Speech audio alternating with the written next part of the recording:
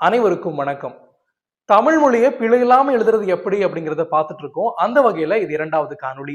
சென்ற காணொளியில அந்த, இந்த, அப்படி, இப்படி போன்ற சொற்களுக்கு பின்னாடி ஒற்று மிகும் அப்படிங்கிறத பார்த்திருந்தோம். அந்த காணொளியை பார்க்காதவங்க அதை பார்த்துட்டு வந்துட்டு இந்த காணொளியை பாருங்க. இந்த காணொளியில ஓரெழுத்து ஒரு மொழி சொற்களுக்கு பின்னாடி ஒற்று மிகும் அப்படிங்கிறத பார்க்க போறோம். ஓரெழுத்து ஒரு மொழி சொற்கள்னா என்ன அப்படின்னா, தமிழ்ல மொத்தம் 42 சொற்கள் இருக்கிறதா பட்டியலிடுறாங்க. அதுல எடுத்துக்காட்டுக்கு ஆ அப்படின்னா பசு, ஐ அப்படின்னா தலைவன், தை அப்படின்னா மாதம். ஓரெழுத்து ஒரு மொழி சொற்கள் எங்காவது வந்து அதுக்கு பின்னாடி வரக்கூடிய சொல்ல காசா தாபா அப்படிங்கிற 4 எழுத்துக்கள் ஏதோ ஒரு எழுத்து முதலெழுத்தா வந்தாலோ அதனுடைய வரிசையில இருந்தாலோ அதுக்கு முன்னாடி அதற்கு இனமான ஒற்றை போடணும் அப்படிங்கிறதுதான் விதி. இது எப்படி எடுத்துக்காட்டோட பார்க்கும்போது உங்களுக்கு நல்லா தெளிவா புரியும்.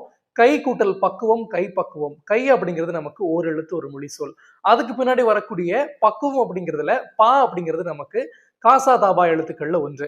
அப்ப அதுக்கு முன்னாடி இப்போ அப்படிங்கிற ஒற்றை போடுறோம். எடுத்துக்காட்டுகளை பார்க்கும்போது உங்களுக்கு நல்லா புரியும்.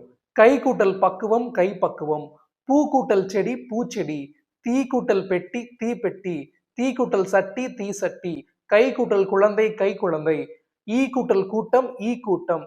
இப்படி ஓரெழுத்து ஒரு மொழி சொல் எங்காவது வந்து அதுக்கு அடுத்து வரக்கூடிய சொல்ல காசா தாபா எங்காவது பாத்தீங்கன்னா அதுக்கு முன்னாடி அதுக்கு இனமான ஒற்றை போடும். மேலும் தமிழ் சார்ந்த பல தகவல்களை தெரிந்து கொள்ளவும், இன்னும் தமிழை பிழையெல்லாம் எழுதுவது எப்படி என்பதை தெரிந்து கொள்ளவும் நம்முடைய இன்ஸ்டாகிராம் பக்கத்தை ஃபாலோ பண்ணிக்கோங்க, யூடியூப் சேனலை சப்ஸ்கிரைப் பண்ணிக்கோங்க. நன்றி, வணக்கம்.